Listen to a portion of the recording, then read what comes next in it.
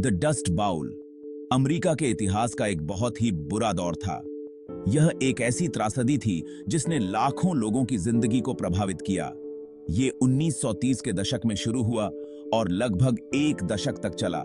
इस दौरान कई परिवारों ने अपनी आजीविका और घर खो दिए। ग्रेट प्लेन्स, जो कभी खुशहाली की जगह थी, धूल से भरी बंजर भूमि में बदल गई। हरे भरे खेत अब सूखे और बंजर हो गए थे। सालों के सूखे और गलत खेती के तरीकों ने उपजाऊ मिट्टी को सूखा और ढीला बना दिया। किसानों ने अपनी फसलों को बचाने के लिए संघर्ष किया, लेकिन प्रकृति ने उन्हें कोई राहत नहीं दी। फिर तेज हवाओं ने मिट्टी को उड़ा दिया, जिससे भयंकर धूल भरी आंधियां आईं। ये आंधियां इतनी शक्तिशाली थीं कि उन्होंने सब कुछ ढक लिया। इन आंधियों को ब्लैक ब्लिजार्ड कहा जाता था। इन्होंने घरों, खेतों और यहां तक कि पूरे कस्बों को भी दबा दिया। लोग अपने घरों में बंद हो गए, लेकिन धूल हर जगह घुस गई। इस क्षेत्र के लाखों लोग पीड़ित हुए। उन्होंने अपने घर, आजीविका और आशा खो दी। कई परिवारों को अपने घर छोड़कर दूसरी जगहों पर जाना पड़ा। उन्होंने अपने घर, आजीविका और आशा खो दी। कई लोग कैलिफोर्निया और अन्य राज्यों की ओर पलायन करने लगे, जहां उन्हें नई शुरुआत की उम्मीद थी। द डस्ट बाउल पर्यावरणीय आपदा और मानवीय पीड़ा का प्रतीक बन गया। यह एक ऐसा समय था जिसने हमें सिखाया कि प्रकृति के साथ संतुलन बनाकर चलना कितना महत्वपूर्ण है। द डस्ट बाउल सिर्फ एक प्राकृतिक आपदा नहीं थी, यह एक ऐसी त्रासदी थी जो मानव गतिविधियों और प्राकृतिक घटनाओं के संयोजन से उत्पन्न हुई थी। यह इंसानों द्वारा बनाई गई आपदा भी थी। किसानों ने अपनी जीविका के लिए भूमि का अत्यधिक उपयोग किया, जिससे भूमि की प्राकृतिक संरचना को नुकसान पहुंचा। सालों तक किसानों ने देशी घासों को जोतकर नष्ट कर दिया था, जो मिट्टी को जकड़े रखती थीं। इन घासों ने मिट्टी को स्थिर रखा और कटाव को रोका। उन्होंने उनकी जगह गेहूं जैसी फसलें उगाईं, जिससे मिट्टी के पोषक तत्व खत्म हो गए। गेहूं की खेती ने मिट्टी की उर्वरता को कम कर दिया और इसे कमजोर बना दिया। इससे मिट्टी खुली रह गई और कटाव की चपेट में आ गई। फिर आएगा सीखेगा सूखा। सूखे ने स्थिति को और भी गंभीर बना दिया। कई सालों तक औसत से कम बारिश ने उपजाऊ मिट्टी को धूल में बदल दिया। बारिश की कमी ने मिट्टी को और भी कमजोर बना दिया। यह सूखा इतिहास में दर्ज सबसे भयानक सूखा था। इसने किसानों की मुश्किलों को और बढ़ा दिया और उनकी फसलों को बर्बाद कर दिया। इसने गलत खेती के तरीकों के प्रभाव को और भी बढ़ा दिया। किसानों ने मिट्टी की देखभाल के बिना खेती की, जिससे मिट्टी की गुणवत्ता और भी खराब हो गई। पेड़ पौधों के न होने के कारण हवाओं ने बेरोक-टोक ढीली मिट्टी को उड़ाकर उन विशाल धूल भरी आंधियों का रूप दे दिया। इन आंधियों ने पूरे क्षेत्र को धूल से ढक दिया, जो डस्ट बाउल की पहचान बन गई। इन धूल भरी आंधियों ने न केवल भूमि को बंजर बना दिया, बल्कि लोगों के जीवन को भी प्रभावित किया। यह एक ऐसा समय था जब प्रकृति और मानव गतिविधियों ने मिलकर एक विनाशकारी परिणाम उत्पन्न किया। धूल भरी आंधियां बहुत ही डरावनी थीं। ये आंधियां इतनी शक्तिशाली होती थीं कि कुछ ही मिनटों में पूरे इलाके को अपनी चपेट में ले लेती थीं।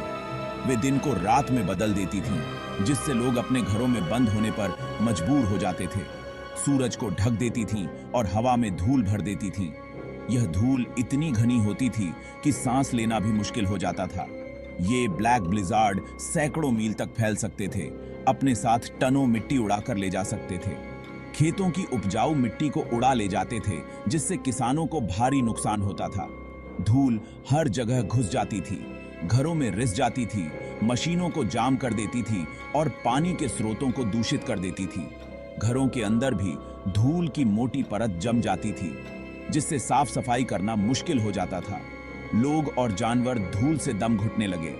कई बार तो धूल के कारण लोगों को स्वास्थ्य समस्याएं भी हो जाती थी, जैसे कि अस्थमा और अन्य श्वसन संबंधी बीमारियां।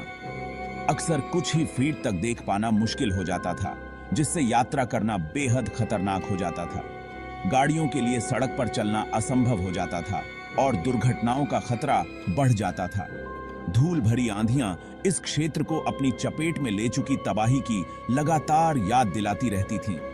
ये आंधियां न केवल पर्यावरण को नुकसान पहुंचाती थीं, बल्कि लोगों के जीवन को भी अस्त व्यस्त कर देती थीं। हर बार जब आंधी आती थी, लोग डर और चिंता में जीने लगते थे, क्योंकि उन्हें नहीं पता होता था कि अगली आंधी कब आएगी और क्या नुकसान करेगी।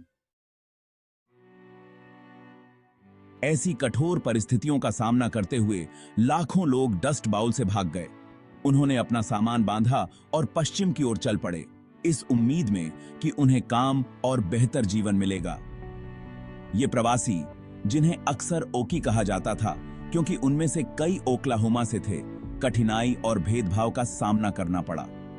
उन्हें उन समुदायों पर बोझ के रूप में देखा जाता था जहां से वे गुजरते थे। नौकरियां कम थीं और मजदूरी कम थी। कई लोग अस्थायी शिविरों में रहने लगे और जीवित रहने के लिए संघर्ष करने लगे। डस्ट बाउल प्रवासन अमेरिकी इतिहास के सबसे बड़े सामूहिक प्रवासन में से एक था। सेक्शन 5, दुख का समय, स्वास्थ्य और सामाजिक प्रभाव। डस्ट बाउल ने लोगों के स्वास्थ्य पर भारी असर डाला। लगातार धूल के कारण सांस की समस्याएं होने लगीं, खासकर बच्चों और बुजुर्गों में। डस्ट निमोनिया एक आम बीमारी बन गई। मानसिक स्वास्थ्य पर भी असर पड़ा, क्योंकि लोगों ने अपने घर, आजीविका और आशा खो दी। इस क्षेत्र का सामाजिक ताना बाना बिखर गया। परिवारों को स्थानांतरित होने के लिए मजबूर होना पड़ा, जिससे समुदाय बिखर गए। डस्ट बाउल के वर्ष लाखों अमेरिकियों के लिए बहुत निराशा और अनिश्चितता का समय थे। सेक्शन 6, सरकारी हस्तक्षेप, the new deal and its programmes. Dust bowl के लिए संघीय सरकार की प्रतिक्रिया शुरू में धीमी और अपर्याप्त थी। हालांकि 1932 में राष्ट्रपति फ्रैंकलिन डी रूजवेल्ट के चुनाव के साथ चीजें बदलने लगीं। रूजवेल्ट के न्यू डील कार्यक्रमों का उद्देश्य राहत, वसूली और सुधार प्रदान करना था। सिविलियन कंजर्वेशन कॉर्प्स या सीसीसी ने युवा पुरुषों को संरक्षण परियोजनाओं में नौकरियां प्रदान की, जैसे कि पेड़ लगाना और मिट्टी के कटाव को रोकने के लिए बांध बनाना। वर्क्स प्रोग्रेस एडमिनिस्ट्रेशन या WPA ने निर्माण, शिक्षा और कला के क्षेत्र में नौकरियां पैदा की। सेक्शन 7, मृदा संरक्षण, सीखे गए सबक और लागू किए गए। डस्ट बाउल मृदा संरक्षण के महत्व के बारे में एक चेतावनी थी। सरकार ने किसानों को स्थायी कृषि पद्धतियों को सिखाने के लिए मृदा संरक्षण सेवा या SCS की स्थापना की। इनमें समोच्च जुताई, छतों का निर्माण और फसल चक्र शामिल थे। SCS ने हवा और पानी के कटाव से मिट्टी की रक्षा के लिए कवर फसलों के उपयोग को भी बढ़ावा दिया। इन उपायों ने भविष्य में आने वाले धूल के तूफानों को रोकने और भूमि की उर्वरता को बहाल करने में मदद की। Section 8, the dust bowl in American memory. Dust bowl ने अमेरिकी स्मृति पर एक अमिट छाप छोड़ी। इसने जॉन स्टाइनबेक के द ग्रेप्स, ऑफ रथ और डोरोथिया लैंग की प्रवासी श्रमिकों की प्रतिष्ठित तस्वीरों जैसे उपन्यासों, गीतों और फिल्मों को प्रेरित किया। कला और साहित्य की इन कृतियों ने डस्ट बाउल पीड़ितों की दुर्दशा और पर्यावरणीय नेतृत्व के महत्व के बारे में जागरूकता बढ़ाने में मदद की। डस्ट बाउल पर्यावरणीय आपदाओं की मानवीय कीमत और संकट के समय सरकार के हस्तक्षेप के महत्व की याद दिलाता है।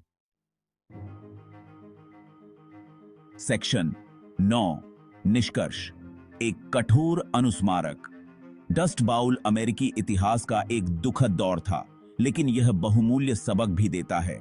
यह स्थायी कृषि पद्धतियों के महत्व, सरकारी हस्तक्षेप की शक्ति और मानवीय भावना के लचीलेपन पर प्रकाश डालता है।